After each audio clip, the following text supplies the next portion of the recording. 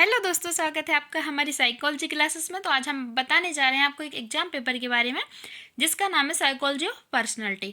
तो ये जो एग्जाम पेपर है साइकोलॉजी का है, एमए 4th सेमेस्टर का है। ओके, इसमें देखो आप देख सकते हैं एग्जामिनेशन जून 2022 लिखा हुआ है, 2022। ओके, तो यहाँ पे आप देख सकते हैं कि जो टाइम है, आपको देखो एग्जाम पेपर में ऊपर जो आपको दिख रहा है रोल नंबर, यहाँ पे आपको अपना रोल नंबर लिखना होता है। ठीक है, इसके बाद देखिए जो टाइम है वो 3 आवर्स लिखा हुआ है, 3 घंटे का समय दिया जाता है और मैक्सिमम मार्क्स जो हैं वो 85 हैं। ठीक है, तो रेगुलर स्टूडेंट के लिए हैं और मिनिमम पास मार्क्स हैं 29। तो जो 85 हैं, 85 हैं रेगुलर स्टूडेंट के लिए। रेगुलर स्टूडेंट के लिए इसलिए हैं क्योंकि जो रेगुलर स्टूडेंट होती हैं उनके जो इंटरनल असाइनमेंट होती हैं वो करवाए जाते हैं, जो कि 15 नंबर का 15 मार्क्स का रहता है। 85 + 15 जब आप ऐड करेंगे तो आपका 100 हो जाएगा। अब इसके बाद आप देखिए कि मैक्सिमम मार्क्स 100, ठीक है, for private student. Minimum pass marks है 34। तो यहाँ पे क्या है, जो आपका 100 नंबर का जो एग्जाम पेपर होता है वो आपका प्राइवेट स्टूडेंट के लिए है। वो इसलिए यहाँ पे 100 मार्क्स का इसलिए क्योंकि जो प्राइवेट स्टूडेंट होते हैं उनके इंटरनल असाइनमेंट नहीं कराए जाते हैं और यहाँ पे उनकी जो पासिंग मार्क है वो 34। ओके, अब यहाँ पे देख सकते हैं आप कि यहाँ पे लिखा हुआ है नोट। तो नोट सभी प्रश्नों के उत्तर दीजिए। प्रश्न क्रमांक 1 अनिवार्य है। Attempt all question number 1 is compulsory. यहाँ पे देखो लिखा हुआ है कि नहीं 5 प्रश्नों के उत्तर दीजिए। तो 5 × 5 = 25। अब यहाँ पे 25 इसलिए लिखा हुआ है क्योंकि आपके जो क्वेश्चन हैं वो शॉर्ट आंसर टाइप क्वेश्चन है। तो जो शॉर्ट आंसर टाइप क्वेश्चन है जिन्हें लघु उत्तरीय प्रश्न भी बोलते हैं। अब जो लघु उत्तरीय प्रश्न है यहाँ पे क्या है, ये जो एक क्वेश्चन है वो रेगुलर स्टूडेंट के लिए 5 नंबर का है और प्राइवेट स्टूडेंट के लिए 6 नंबर का है। ठीक है, तो यहाँ पे ये रेगुलर स्टूडेंट के बताए गए हैं मार्क्स की 5 × 5 = 25।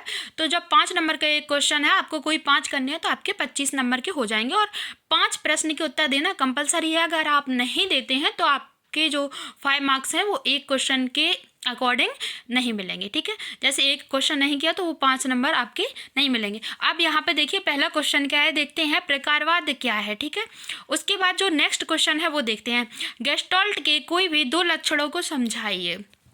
अब यहाँ पे क्या है, explain any 2 features of gestalt. अब नेक्स्ट क्वेश्चन जो है वो है कार्यात्मक स्वायत्तता क्या होती है। ठीक है, अब यहाँ पे व्हाट इज फंक्शनल ऑटोनॉमी। यहाँ पे जो नेक्स्ट क्वेश्चन है वो देखते हैं, आइजेंक की योगदान की संक्षिप्त चर्चा कीजिए। तो यहाँ पे discuss contribution of Eysenck in brief.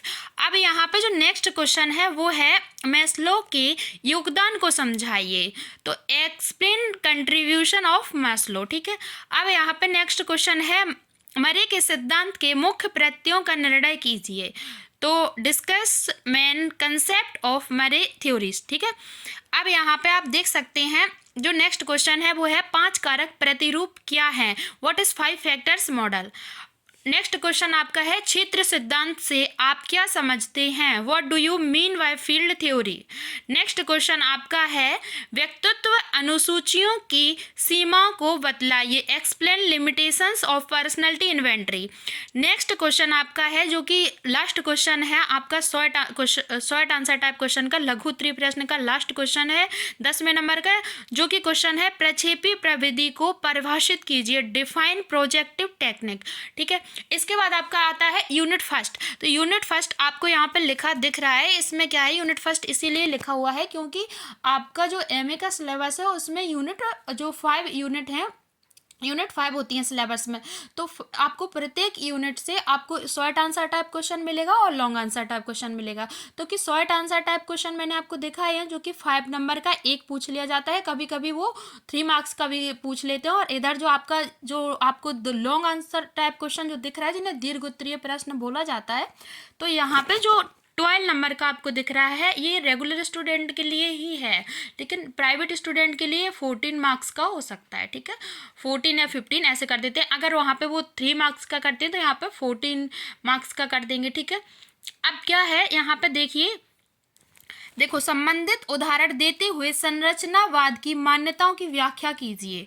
ठीक है, तो डिस्कस देखो हाँ, तो संबंधित उदाहरण देते हुए संरचनावाद की मान्यताओं की व्याख्या कीजिए। यहाँ पे इन्होंने ये 12 नंबर में पूछा है क्वेश्चन, जो कि आपका दीर्घ उत्तरीय प्रश्न है। अब ये 12 नंबर में किसके लिए पूछा गया है? 12 नंबर में पूछा गया है जो रेगुलर स्टूडेंट है उनके लिए। अब जो प्राइवेट स्टूडेंट है उनके लिए ये 14 नंबर में पूछा जाएगा, मतलब कि 14 मार्क्स में। ठीक है, अब यहाँ पे क्या है कि इसका जो अथवा में पूछा है, वो अथवा में इन्होंने कौन सा क्वेश्चन पूछा है देखते हैं। अथवा में पूछा है मनोविज्ञान में व्यवहारवाद की भूमिका का मूल्यांकन कीजिए। ठीक है, तो अब इन्होंने देखो इसका जो इंग्लिश में है वो नीचे लिखा हुआ है, आप देख सकते हैं यहाँ पे देखो। अब यहाँ पे इसके बाद यूनिट सेकंड आता है। यूनिट सेकंड के बाद यूनिट सेकंड से इन्होंने क्या क्वेश्चन पूछा है देखते हैं। व्यक्तित्व का आलपोर्ट का सीलगुड सिद्धांत की विवेचना कीजिए। ठीक है, अब यहाँ पे describe Allport's traits theory of personality. अब यहाँ पे देखो ये 12 नंबर का ही आएगा, क्योंकि इन्होंने 12 नंबर में पूछा ही है यहाँ पे, और वहाँ पे 5 नंबर में पूछा था। अब 6 नंबर में जब अगर ये पूछते हैं तो वो प्राइवेट स्टूडेंट के लिए, और यहीं ये 14 मार्क्स का हो जाता है। कभी कुछ एग्जाम पेपर में क्या होता है, जो शॉर्ट आंसर टाइप क्वेश्चन होते हैं वो 3 मार्क्स के रहते हैं।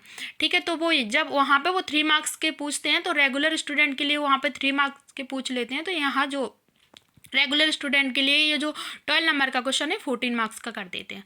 ओके, अब और वो वहाँ पे क्या है, जब यहाँ पे वो इधर करेंगे ना प्राइवेट स्टूडेंट के लिए, तो इधर जो प्राइवेट स्टूडेंट के लिए ये जो है 16 मार्क्स का हो जाएगा, और उधर 50 जो शॉर्ट आंसर टाइप है वो 5 मार्क्स का हो जाएगा। ऐसे टाइप से पूछ लेते हैं।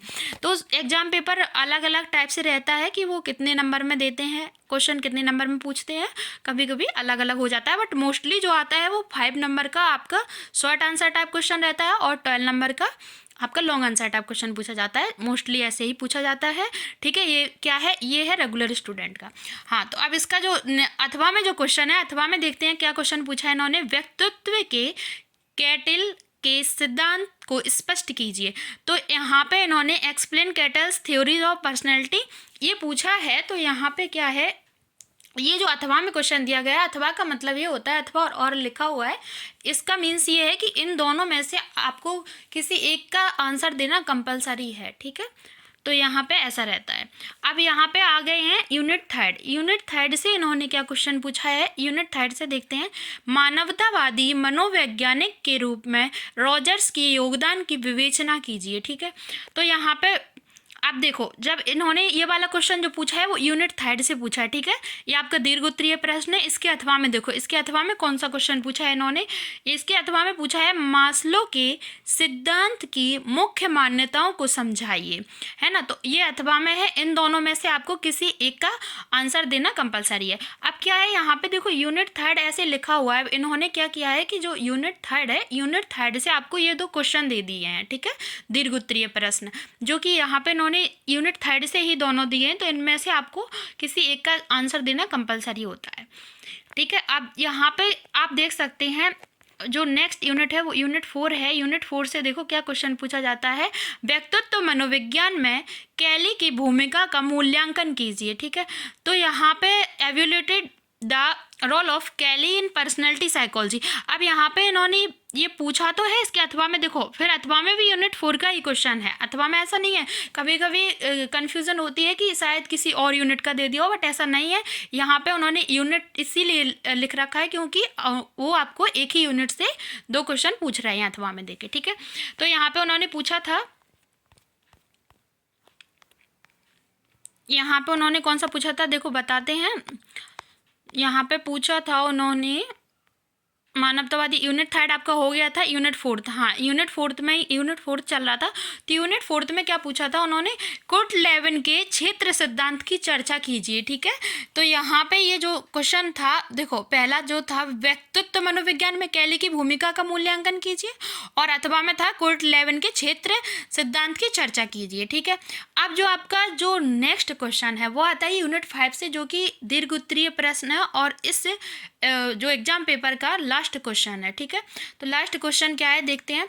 लास्ट जो क्वेश्चन है वो है व्यक्तित्व के मापन में व्यक्तित्व अनुसूचियों के उपयोगों को बतलाइए।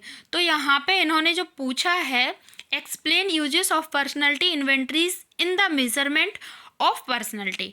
यहाँ पे अथवा में देखो, अथवा में कौन सा क्वेश्चन पूछा है। अथवा में इन्होंने पूछा है प्रक्षेपी प्रविधियाँ एवं व्यक्तित्व अनुसूचियों के मध्य विभेद कीजिए। ठीक है, तो यहाँ पे इन्होंने ये वाले क्वेश्चन पूछा है वो इस यूनिट का लास्ट क्वेश्चन है, मतलब इस यूनिट से पूछा गया, इस एग्जाम पेपर का लास्ट क्वेश्चन है। ठीक है, तो ये यहाँ पे यूनिट 5 से इन्होंने पूछा है, ये 2 क्वेश्चन दिए हैं, इनमें से किसी एक का आंसर देना कंपलसरी होता है।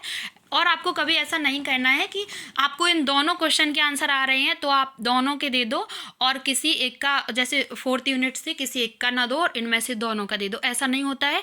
आपको हर एक यूनिट से आपको किसी एक प्रश्न का उत्तर देना कंपलसरी होता है। अगर आप नहीं देते हैं तो उस क्वेश्चन के जो मार्क्स हैं वो आपको नहीं दिए जाएंगे। अब क्या होता है कि देखो यहाँ पे इन्होंने अथवा में ऐसे पूछ लिया है, ऐसे ही यहाँ पे शॉर्ट आंसर टाइप क्वेश्चन में उन्होंने आपको एक साथ दे दिए थे 10 क्वेश्चन, उनमें से किसी 5 का आंसर देना आपको कंपलसरी था। ठीक है, तो आई होप आप सभी को समझ में आ गया होगा। ये जो एग्ज़ाम पेपर है वो MA 4th सेम का था, मैंने आपको बता दिया था और समझ में आ गया होगा। मैंने सारे क्वेश्चन आपको रीड करके बताए हैं। थैंक यू सो मच, मिलते हैं नेक्स्ट वीडियो में। तब तक के लिए वीडियो को शेयर करें और चैनल को सब्सक्राइब करें, वीडियो को लाइक करें और कमेंट करें। Thank you so much.